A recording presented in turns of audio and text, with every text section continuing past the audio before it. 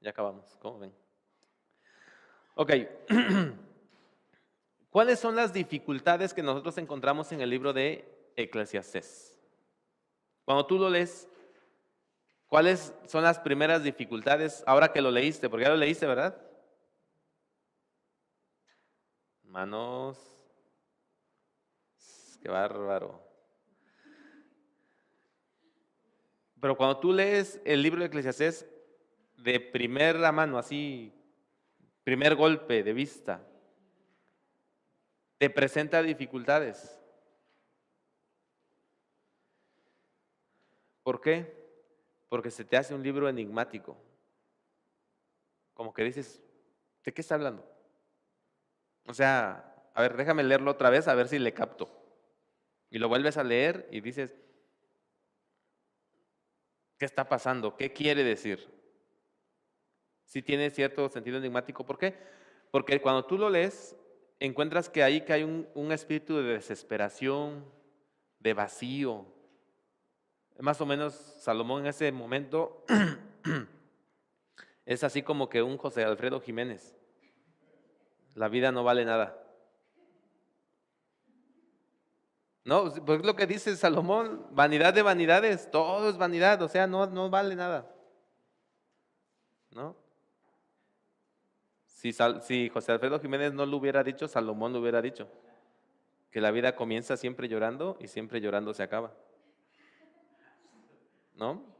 Entonces, ¿por qué? Porque pareciera que hay un espíritu de desesperación, una sensación de que la vida no tiene sentido, que es desesperante vivir. ¿Saben que por eso es que se ha dicho que Salomón en este libro de Eclesiastés es uno de los primeros, si no es que el primer existencialista? ¿Ustedes han oído del existencialismo? Es una corriente filosófica. Soren Kierkegaard se le considera el padre del existencialismo. Él era cristiano, era luterano, me parece, allá en Suecia. Y él escribió filosofía y escribió muchas cosas, y su estilo es así, haciéndose preguntas, planteamientos con respecto de Dios, incluso eh, que él dice, hay una frase de Soren Kierkegaard que a mí me gusta mucho, que dice que la Biblia debe leerse no como no con un sentido intelectual, ni como un libro de ciencia. Debe leerse como lee el enamorado las cartas de su amada. Así debe leerse la Biblia. Entonces, y yo estoy de acuerdo con eso, que la Biblia debe leerse con esa pasión de quien está enamorado. Ahora, en ese pensamiento ya vemos que él está poniendo mucho énfasis en la experiencia de la existencia. Por eso es un existencialista. Y a partir de sus escritos se desarrolla toda una filosofía, que se da a conocer o que se conoce como existencialista. Nietzsche va a ser un existencialista. Sartre va a ser un existencialista. Y más o menos la idea de ellos es esto. O sea, la vida no tiene sentido, hay que vivir como tenga que vivirse. De hecho, no me acuerdo, uno de estos dos que yo mencioné, no sé si Nietzsche o Sartre, es el que va a decir que cuando ya la vida no tiene mayor sentido, lo mejor que el hombre puede hacer es darse un tiro. Sartre, ¿verdad? El que dice eso. Él no lo hizo, ¿verdad? Pero esto aconsejaba. Entonces, por eso se nos hace a veces complicado Eclesiastés, por su pesimismo, porque no calza con lo que hemos leído en la Biblia en otras partes que nos hablan de la esperanza, la hermosura de la vida, hay que gozar la vida, y vas a Eclesiastés y si estás medio deprimido y lees Eclesiastés, pues como que te deprimes un poquito más, porque hay así como que Salomón está transmitiéndonos su decepción de la vida, está decepcionado de la vida. Entonces, le falta, no vemos muchas notas de alabanza, muchas notas de paz. Digo, nosotros hemos leído salmos donde el salmista está igual de deprimido, pero termina diciendo que aún va a alabar al Señor y da una afirmación de alabanza, pero en Eclesiastés no, todo es pesimismo, hasta el final. Bueno, tiene algunas notas ahí un poquito, pues no sé hasta qué punto de alabanza, ¿no? Pero yo por lo menos yo encontré por lo menos unas 6 veces donde él dice que lo mejor que tú puedes hacer es beber y comer el fruto de tu trabajo. E incluso él dice, y esto es lo que Dios le ha dado al hombre, ¿no? Entonces, y yo creo que está bien, lo que aconseja ahí está bien, me parece que está bien. Pero en general el libro tiene esa falta de paz. Y por eso se nos hace extraño. Y luego también aparentemente aprueba la conducta que otros libros condenan cuando dice, no, pues yo no le negué ningún placer a mis ojos y lo que se me antojaba, yo dije, órale. Cuando en otros textos la Biblia dice que debemos ser temperantes, que debemos decir no a los deseos, y aquí él dice, no, yo sí lo hice. ¿No? Entonces, parece que enseña cosas distintas, y entonces uno se desconcierta. ¿Cómo nosotros podemos entonces resolver estas dificultades? Bueno, número 1,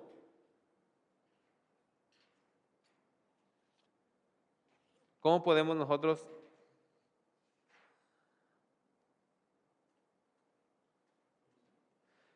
podemos entonces entender?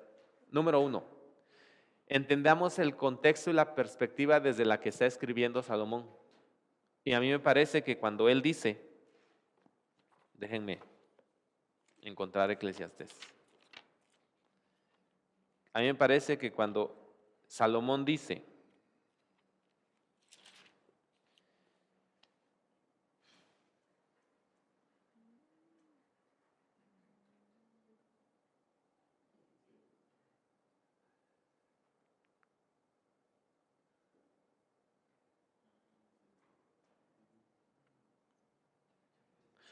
a ver, alguien ayúdeme a leer 1:14 de Eclesiastés.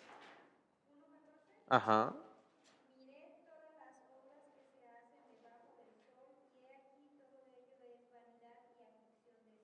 Ok. Miré todas las cosas que se hacen debajo del sol. ¿Qué está diciendo? Está diciendo que su perspectiva es una perspectiva terrenal solamente.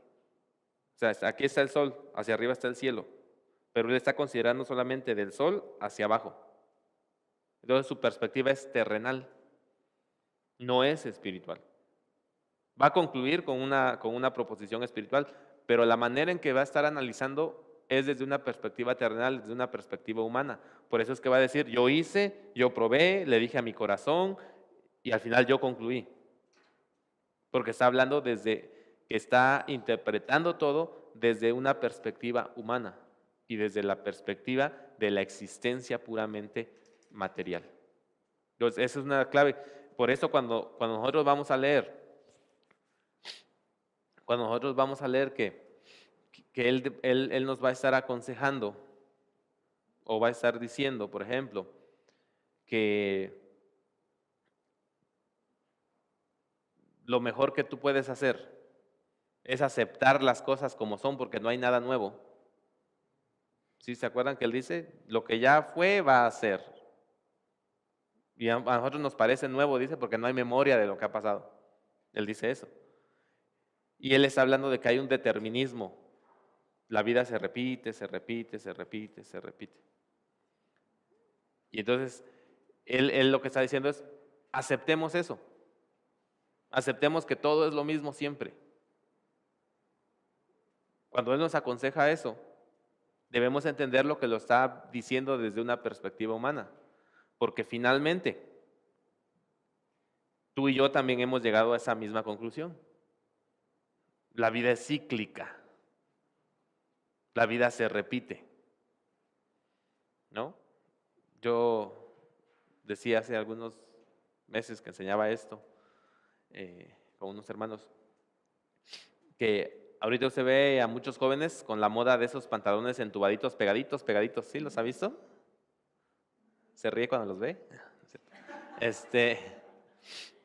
Pero con esos pantalones, y ellos andan bien a la moda, ¿no? Digo, pues no saben que en la década de los 90, entre 80 y tantos, 87, 88, hacia el 90, esos estaban de moda. Esos pantalones estaban de moda, eran los súper. Así es que no hay nada nuevo. No hay nada nuevo. Yo nada más estoy esperando que vuelvan los pantalones de la década de los 70, acampanados y las camisas con unos alerones aquí de avioneta. ¿No? ¿Sí los ha visto? Y de cuadros, así. Es decir, se repiten las cosas. La vida es cíclica. O sea, desde una perspectiva puramente humana, es cierto, la vida se repite, la vida repite, se van repitiendo cosas. ¿No? Eso es verdad.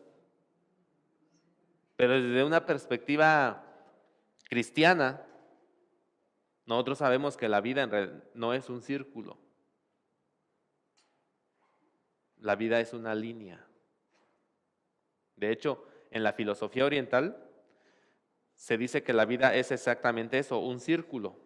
Por eso creen en la reencarnación, porque naces, vives, naces, vives, mueres y regresas al círculo y vuelves a nacer y ahí te vas. Y es un círculo. Ahora, si la vida es así, tan repetitiva, si es un círculo y no podemos escapar de ella, yo entiendo la desesperación del Eclesiastés. Porque qué desesperante que la vida siempre sea lo mismo y que no haya nada diferente, no haya una manera diferente de vivir.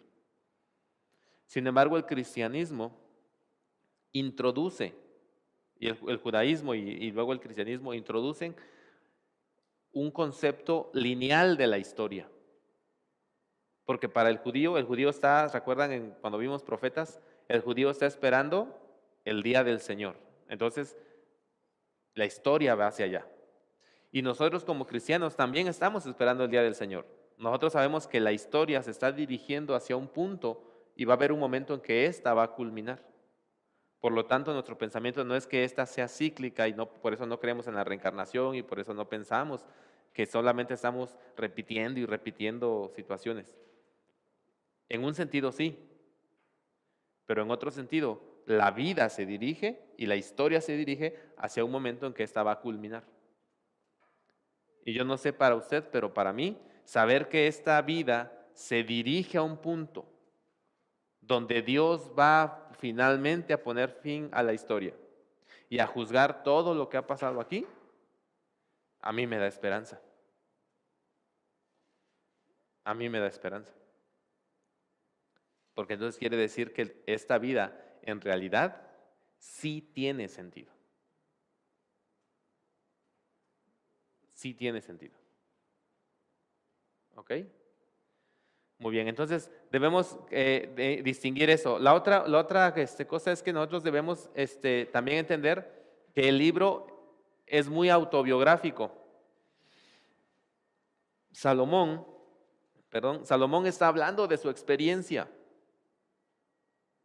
¿Ok? Salomón está hablando de su experiencia y por lo tanto él nos presenta su perspectiva desde su experiencia. Fue el más sabio y sin embargo también fue el más necio. Se descarrió, fue al desenfreno y todo eso, ¿no? Y lo otro que debemos hacer es distinguir entre la revelación de Dios con respecto de los razonamientos del hombre. Es decir, una cosa es que Dios haya permitido que se escribiera el Eclesiastés con todo lo que contiene, y otra cosa es que nosotros entendamos qué es lo que Dios quiere revelarnos a nosotros a través de eso. ¿Okay? Son dos cosas distintas.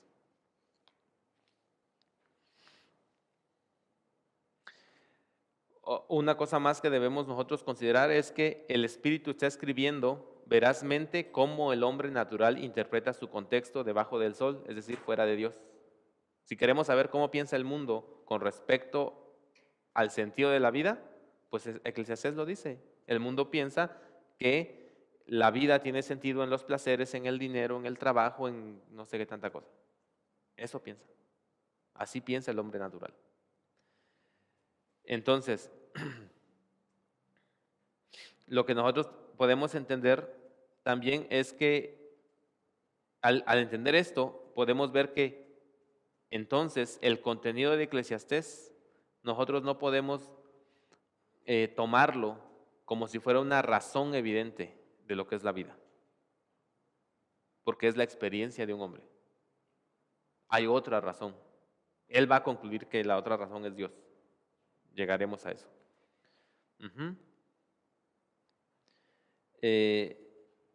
Es importante también entender que mucho de lo que, más bien todo, de lo que probó Salomón para encontrar sentido en la vida, lo hizo una de dos. O esto lo hizo alejarse de Dios, o el alejarse de Dios fue lo que lo hizo buscar el sentido de la vida en todo esto. Cualquiera que sea la opción que usted tome, las dos son complicadas y difíciles. Salomón llegó a esto porque se alejó de Dios. O al llegar a esto hizo que se alejara de Dios. No importa. Finalmente lo que entendemos es que eso es lo que le hizo experimentar el vacío de la vida. No que esas cosas sean vacías en sí mismas, porque sí lo son, sino que estaba alejado de Dios. Ese es el punto. Y eso es lo que va a enseñar Eclesiastés al final. Al final nos va a decir, bueno, el asunto aquí fue de que yo me alejé de Dios. Bien. ¿Qué es lo que más podemos decir acerca de Eclesiastés? Bueno, cuando el Eclesiastés empieza a hacer su análisis de la vida, vemos que lo primero que él ve tiene una perspectiva científica de las cosas, una perspectiva mecanicista. Y él concluye que la vida no tiene sentido porque toda la vida se rige por ciertas cosas, él no las llama leyes, pero hay ciertas cosas que hacen que las cosas sucedan y nosotros no podemos hacer nada, ¿no? Él va a decir en 1:6 que el viento sopla hacia el sur, luego gira hacia el norte y va girando de continuo y vuelve otra vez. Y es lo que estamos diciendo, él está diciendo ahí, hay una situación mecánica. La vida es así, mecánica. Y él dice, pues no tiene sentido, yo no puedo afectar lo que pasa en la vida porque la vida ya se va a repetir, ¿no? También Salomón expone una filosofía hedonista. ¿Sí saben qué es el hedonismo? ¿Sí? ¿Todos saben qué es el hedonismo? Adriana, ¿qué es el hedonismo? Hedonismo.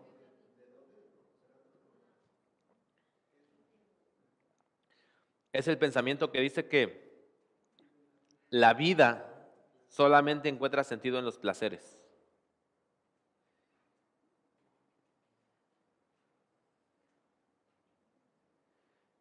El hedonista piensa que todo lo que el hombre puede hacer es experimentar todos los placeres y ahí está la felicidad.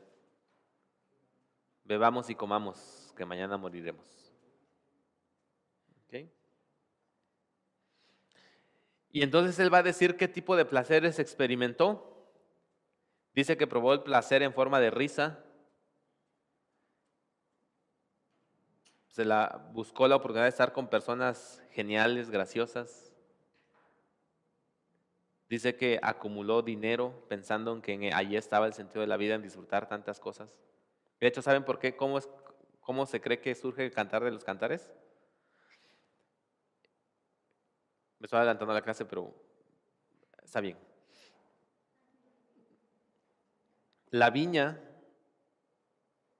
que está cuidando la Sulamita está cerca de Galilea, muy cerca del monte Hermón. Y si Salomón vive en Jerusalén porque es el rey, ¿cómo la conoció? Bueno, si tú vas al contexto bíblico, dice que Salomón empezó a adquirir terrenos y a plantar viñas en todo Israel. Así es que en un momento cuando fue a ver una viña o que ya era de él o que quería comprar, ahí es donde vio a la Sulamita y fue así como que amor a primera vista. Y hasta ahí la dejamos porque apenas vamos a llegar a Cantares, ¿ok? Entonces, él adquirió terrenos y él lo dice. Y finalmente concluye, sí, pero ahí también La acumulación fue vanidad. Y luego dice, bueno, después lo que dije es, bueno, si yo soy el hombre más sabio, seguramente el sentido de la vida está en la sabiduría. Y se puso, dice él, que a buscar el sentido de la sabiduría, y finalmente dijo, es locura, es necedad buscar tanta sabiduría. Dice, no, no está ahí. Y llega a una conclusión en el 2:17, entonces aborrecí la vida. Imagínense que el pesimismo, ¿no? Aborrecí la vida porque la obra que se hace debajo del sol me era fastidiosa, pues todo es vanidad y aflicción de espíritu. Y algunos de ustedes van a decir amén, eso de estudiar mucho es aflicción de espíritu. Estamos estudiando para 2 exámenes hoy, ¿no?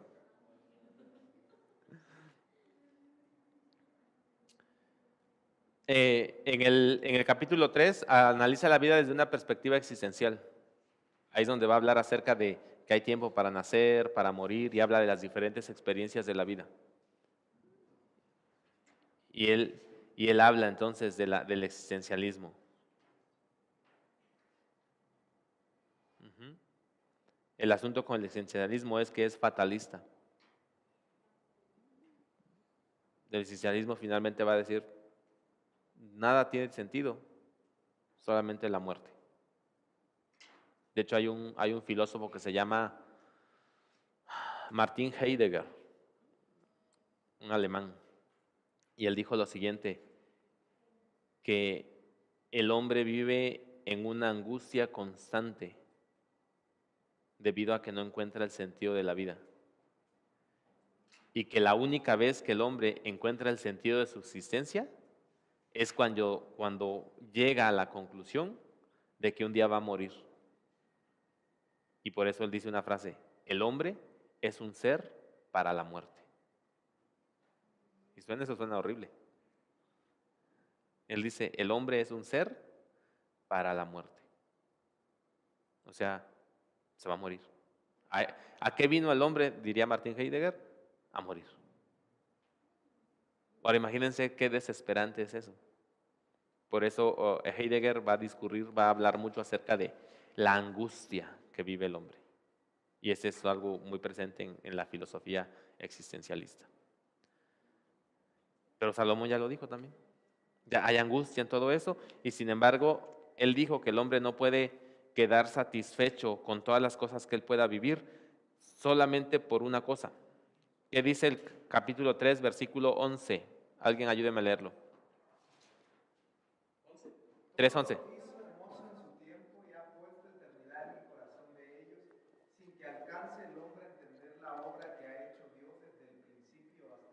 Ok, la conclusión del Eclesiastés es esta, que la insatisfacción que el hombre vive tiene su causa en el hecho de que Dios ha puesto un sentido de eternidad en su corazón y que el hombre no puede entenderlo. Ahora, eso es verdad. Todo ser humano piensa en la trascendencia. Todos nosotros pensamos en qué va a pasar cuando yo no esté. Algunos solamente piensan, ¿me recordarán? ¿Habré hecho algo tan valioso como para que la gente piense y sepa que yo estuve? ¿O no? Eso es trascendencia. De hecho, pues de ahí de ese sentido de trascendencia viene esa máxima popular que dice, ¿no? Que debes tener un hijo, sembrar un árbol y escribir un libro. ¿Sí han escuchado eso o no han escuchado eso? Dice que todo ser humano debería tener un hijo, sembrar un árbol y escribir un libro. Ahora, ¿cuál es la idea? La idea es que cuando tú no estés, tu memoria perdura a través del hijo, del árbol o del libro. Ok, dice Eclesiastés, esto es lo que Dios ha puesto en el corazón del hombre y el hombre no lo entiende. Por eso vive afligido. Y en este sentido el Eclesiastés tiene razón. Todos hemos escuchado aquello de que en el corazón de nosotros hay un espacio vacío que solamente puede llenar Dios. Y la búsqueda que el ser humano hace de llenar ese espacio lo va a hacer igual que lo hizo el Eclesiastés, buscando todas esas salidas falsas. Pero a menos que encuentre a Dios, no va a encontrar su satisfacción. San Agustín dijo, tú has hecho nuestro corazón para ti y éste no hallará descanso a menos que descanse en ti. Y es verdad. Es verdad. Por eso yo les decía hace rato, necesitamos experimentar en cabeza ajena. Digo, nosotros que estamos aquí y que nos dedicamos o estamos sirviendo en el ministerio, pudiéramos decir que nosotros estamos como que exentos de estas cosas porque nosotros sabemos que nuestro sentido de la vida está en Dios.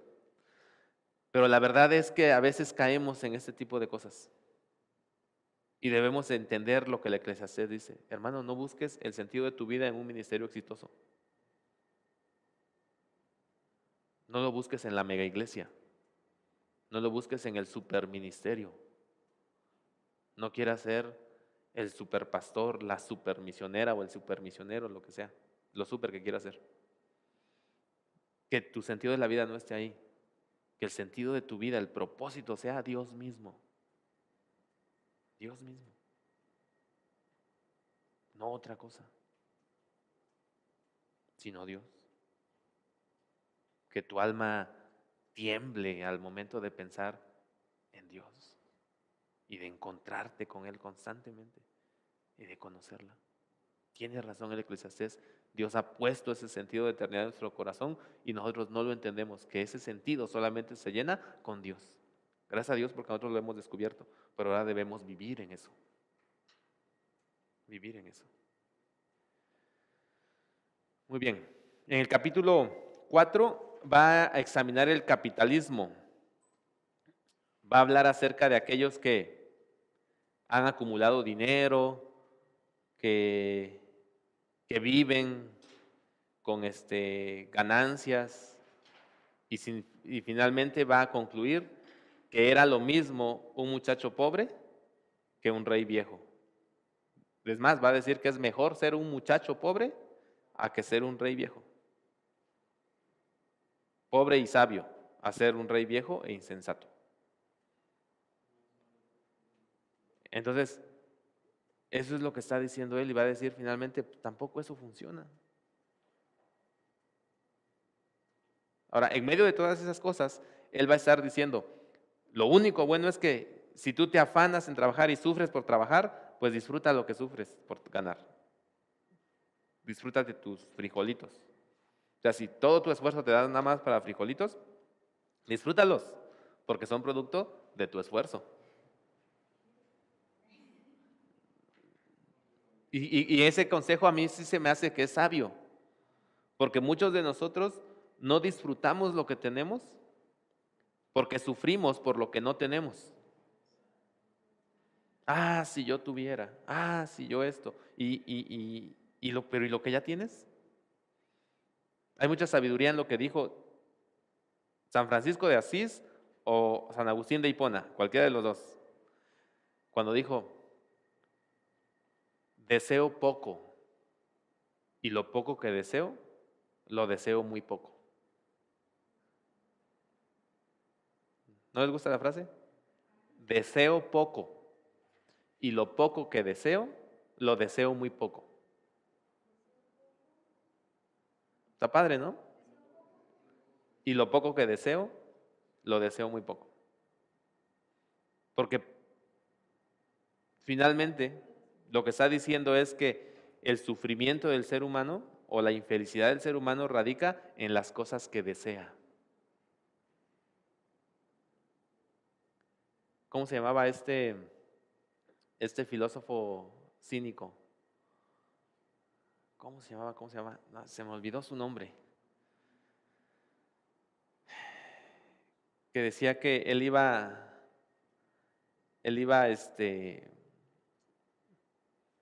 había llegado a la conclusión, efectivamente, de que el deseo era el problema del hombre, que entre más deseara el hombre, pues eso iba a dar pauta a que se volviera malo, egoísta y todo eso, ¿no? Entonces él dice, hay que abolir los deseos y contentarse con lo que uno tiene. Se me olvida su nombre de este filósofo. Entonces él renunció a todo y se dice que vivía en ahorita sería como así como que en un bote de basura. Ahí vivía él. Y lo único que tenía era una jicarita para tomar agua. Entonces donde llegaba y tomaba agua. Y dice que un día vio que un perro estaba tomando agua así, como toman los perros, así con la trompa, y vio su jicarita y que la tira. Dijo, pues no la necesito, o sea, yo puedo tomar agua así, ¿no? Y entonces iba al mercado, y cuando iba al mercado, dice que se sentía muy feliz, se reía, ¿no? Y le preguntaban, oye, ¿por qué estás tan feliz? Dice, es que me doy cuenta de todas las cosas que no deseo y entonces soy feliz. O sea, iba al mercado y no se le antojaba nada, ¿no? Entonces, y él decía que ahí estaba la felicidad, ¿no? En no desear. Ahora, yo creo que es bueno que nosotros tengamos anhelos, sueños. Yo no te digo que dejes de soñar. Bueno, sueña allá afuera, acá en la clase no sueñes. Una cosa es que tengas sueños y otra cosa es que tengas sueño. ¿Okay? Entonces, quiero que tengas sueños, no quiero que tengas sueño. Ok, ¿qué estaba diciendo? ¿Mm? Sí, tengamos sueños, tengamos anhelos, pero no pongamos nuestra felicidad en ellos, porque ese es el problema. Si yo pasara poéticos, sería feliz. Y cuando pasas poéticos, dices, ay, si pasara Apocalipsis, sería feliz. Y ya cuando vas a Apocalipsis, ay, si ya estuviera en el campo, estuviera en mi casa de vacaciones. Y siempre deseando otra cosa. No pongamos nuestra felicidad en eso. Ok.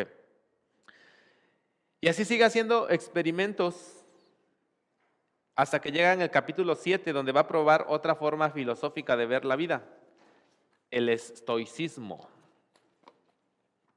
¿Cuál es el estoicismo? ¿Ustedes saben qué es ser un estoico?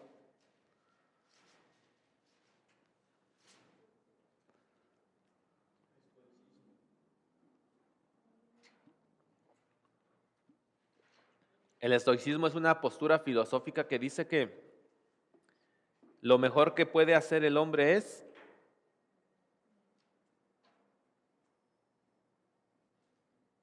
soportar el sufrimiento tal y como viene, la vida tal y como viene. Estoicismo. Ujú. La vida tal y como viene.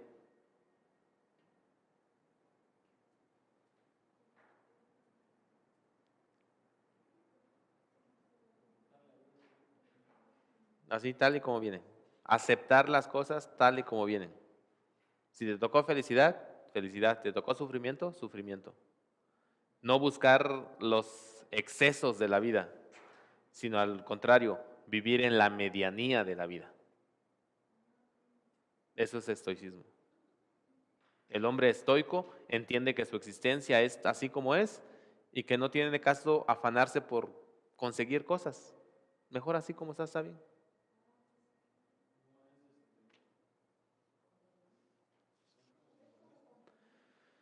Sí, es un poco como conformismo. Sí. Pero la idea es, tú no puedes hacer nada en contra del destino. Así ya fue.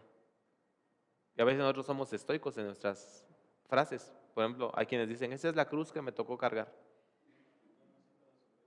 Sí, yo nací para sufrir. El amor no es para mí.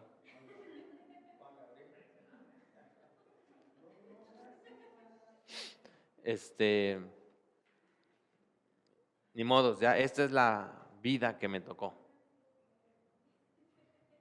Bueno, así es la cosa. Ok. Y entonces,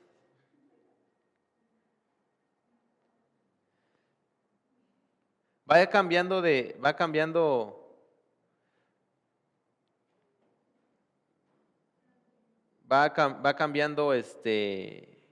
de manera de pensar él cada vez más. Después de la manera estoica de pensar,